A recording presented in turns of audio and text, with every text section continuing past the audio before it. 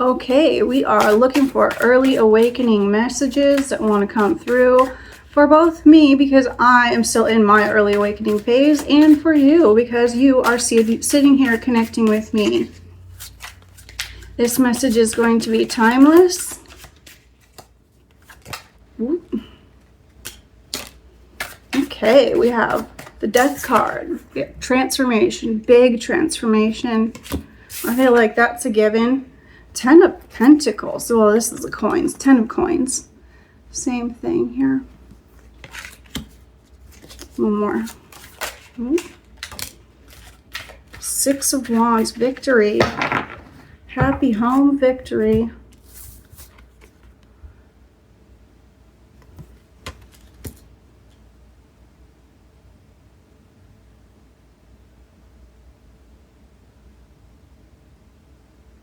I feel as though I'm talking to a group of you who are just now understanding the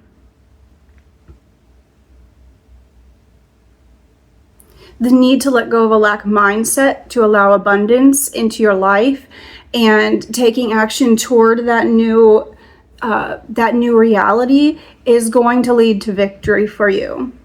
It's also something that I'm working on. That was my intention, was to find something that we have in common here so that we don't have to go through this alone.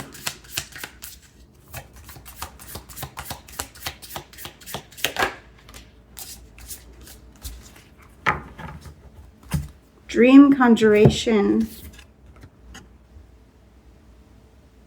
Your dreams are messages from your higher self. Listen closely. They reveal what your heart already knows.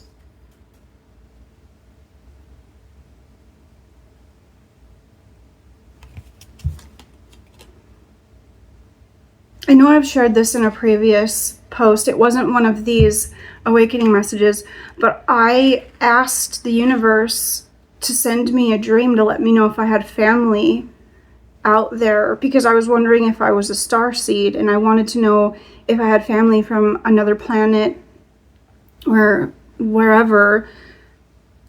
And they gave me this dream where I was standing with my family and I was hooked up to basically Earth was a video game, and I was in this VR headset playing Earth School, and my family was standing around me laughing at how I was going about playing this game here. This me is doing all kinds of silly things. They're like, I didn't expect you to be doing this in that game. And I woke up laughing and feeling so grateful for that confirmation. I do feel it. I feel like my spirit guides are family. I don't know who they are. I don't have names for them. But there's this level of familiarity to it. They know me so personally on a spiritual level that they have to be family. If you're dreaming a lot, I would write down your dreams when you wake up to see if there's any sort of patterns, and then later in the day you can look into the symbolism of things. And if you're somebody who doesn't dream a lot, which I go through periods of time where I dream every night, and then other times nothing for weeks and weeks, you could try ask the universe to give you a dream and help you remember it in the morning. I do sometimes try that. It doesn't always work, but it's worth a try. Also, it helps to unplug from any electronics. I find that I don't dream, I can't remember my dreams if I had my computer open and YouTube playing in the background while I was sleeping. I cannot remember my dreams if I have electronics on.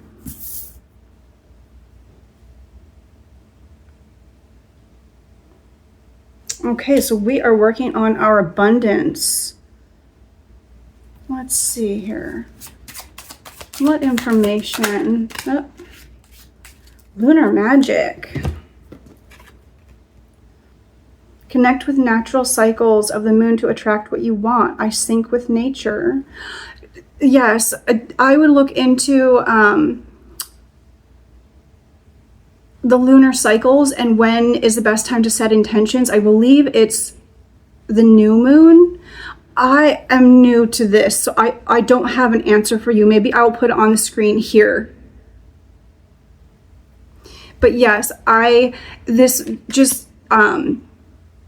it's April now, but in March, when we were having all of that astrological stuff going on, I set a lot of intentions, and my life, everything just zoomed by. Everything zoomed by, and my intentions, I am just making strides toward them. So I think even if there isn't something to it, there is if I believe there is, because our perception is our reality.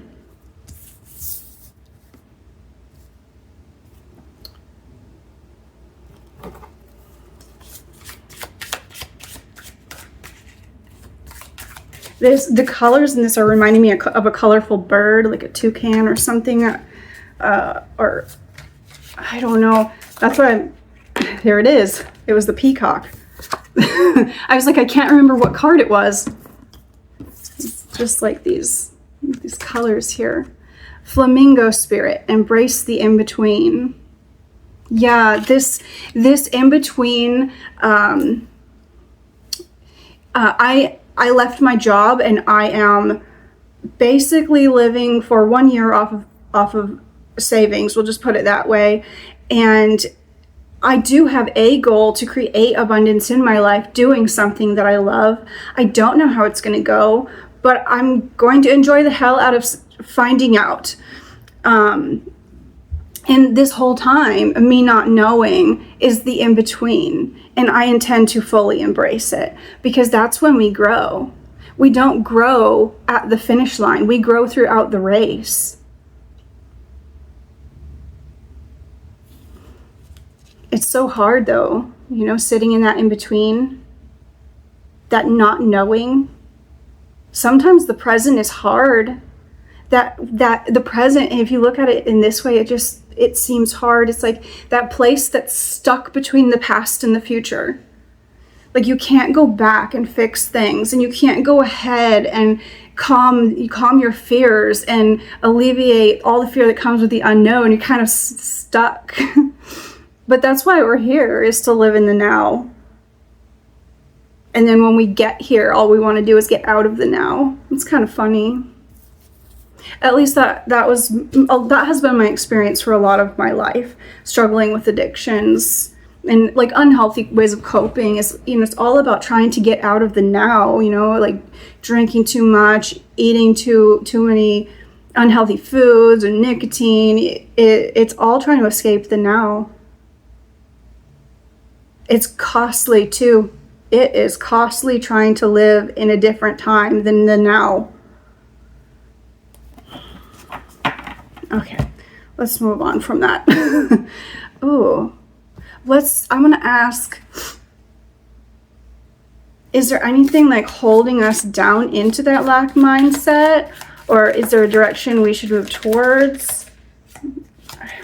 On the island, I'm shaking you. Try not to do that.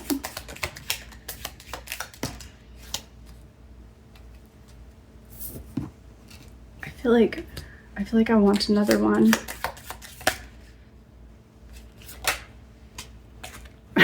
Addiction. Okay. Codependent, obsession, possession, controlling, has a block, restraint.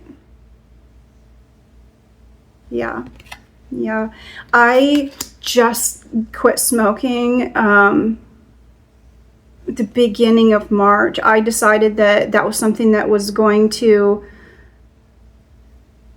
100% stop my ability to leave my job, and because it was money going out every month, and as soon as I could get rid of, just trying to eliminate one cost at a time so that I could live easily on the money that I had for this year, it alleviated so much pressure for me. Grim Reaper, and we have death here. The relationship is over, no second chances. Grow and transform your life. Yeah, when I decided to quit smoking, I made the commitment. I didn't go back on it. It was difficult. I used those nicotine pouches, and I did that for about 2 weeks, and that was okay. Like, I was okay with that. And then once I ran out of those, because I had like saved them up as like some free gift thing, I was like, I'm not buying anything else. I'm not spending any more of my money towards this thing that is draining me. So I quit, and it was difficult.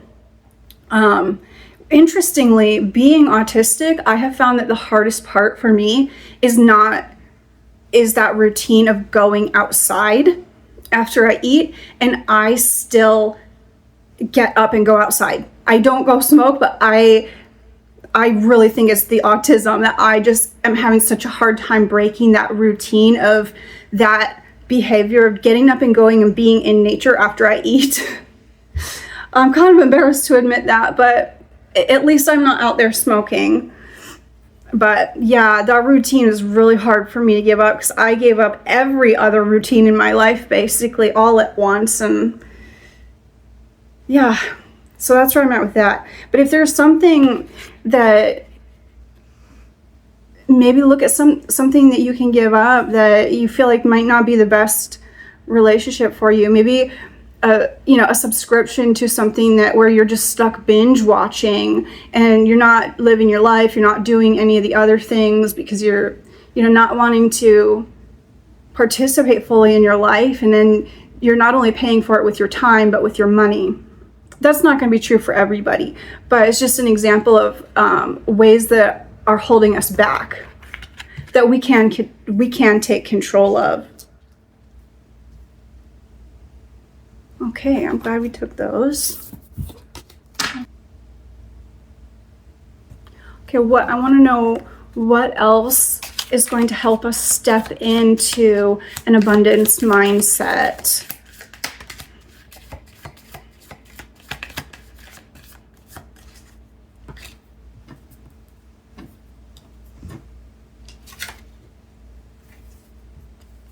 Portal, doors are opening, you decide. Rewards, wild card. Don't take this as a gambling card. I don't think that that's the advice here. Doors are opening. Part of having an abundance mindset, I have learned, the biggest part for me has been the shift in my perception of opportunity, and just starting to see everything as an opportunity means that there's an opportunity for abundance everywhere. For example, my failed cooking channel presented me with an opportunity to pursue something else, which is this. And this has turned out to be quite easy for me in comparison to that. But I had to decide that. I had to decide to let that go and to stop struggling and to go with the flow of the universe, which was very clearly guiding me towards this, which is something that I love very much. I was just afraid to share it with anyone. And I still see this as a wild card. I've barely put out any videos yet. I haven't put out any of these early awakening messages yet. I don't know how it's going to go. But it is turning into something that feels fulfilling to me, which is part of my abundance.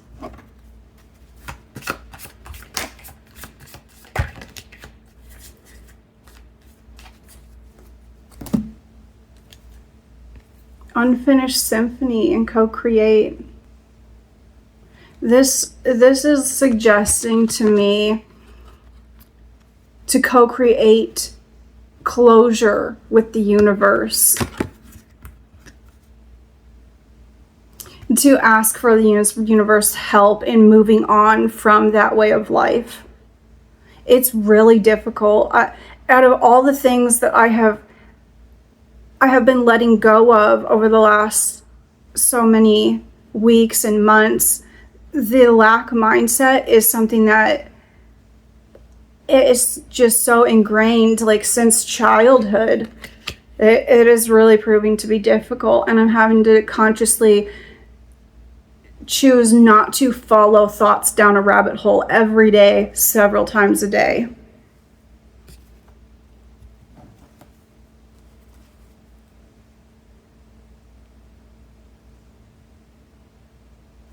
Yeah, the colors in these are tying back into the color of this one. And this says, you decide, and rewards. And I feel like as long as we decide to keep moving forward and to keep making that effort, the universe is going to be on the other side of that door waiting with rewards for our effort.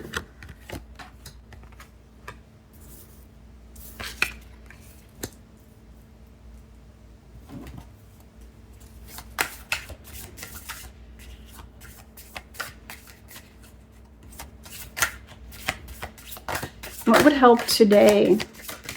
What would help us today?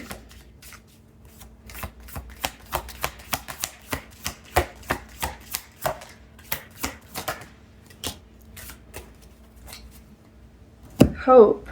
May the horizon always sustain you. Release. May you lay down your burdens.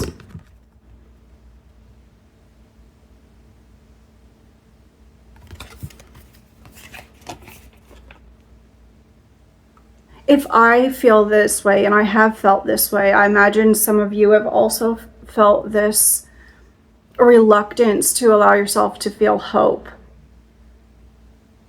And that is a burden in and of itself. I learned that hope led to disappointment as a child, and so I really shied away from allowing myself to feel that. And I think that that's something that's no longer serving me. The Death card represents releasing that which no longer serves us, and we've got it twice here. There's a lot of things that we can let go of that are going to help us step away from a lack mindset into one of abundance. And that ability, that willingness to feel hope, the willingness to be disappointed is essential.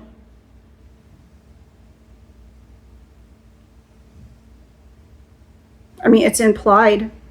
The willingness to be disappointed is implied with hope. But we've come a long way, and we're stronger than we give ourselves credit for. Just want to get a closing thought here with this deck.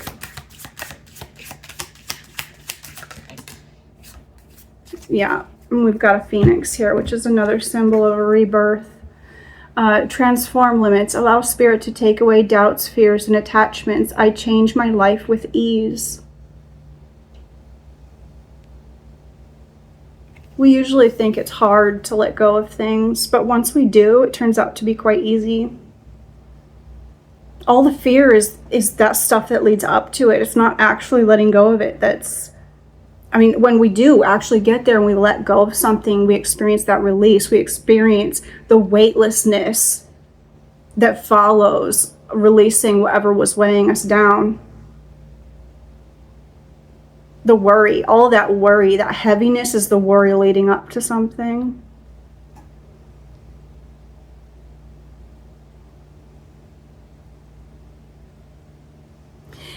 I'm just getting this strange, like, if you look at, it's kind of like paper, like almost like money.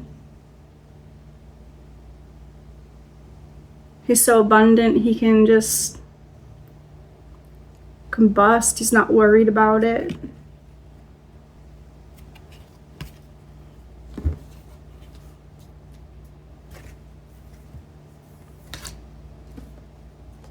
Okay, so today our advice is to work on releasing. I'm going to be working on releasing my fear of disappointment so that I can allow myself to feel hope. That's what I'm going to do today to move towards abundance and away from lack.